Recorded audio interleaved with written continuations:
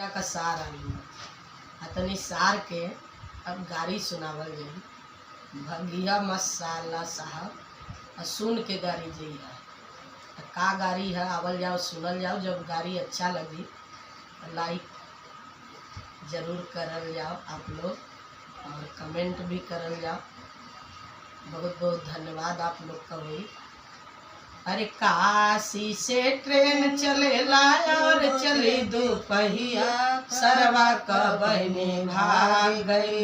आई हो दादा कहिया सरवा का बहने भाग गए। आई हो दादा कहिया सरवा का बहने भाग गए। अरे काशी से ट्रेन चलेला और चले दोपहिया सरवा का बहने भाग गए।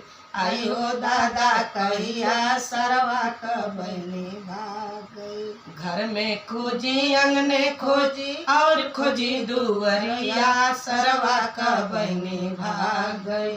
आई हो दादा कहिया सरवा का बहने भाग गई।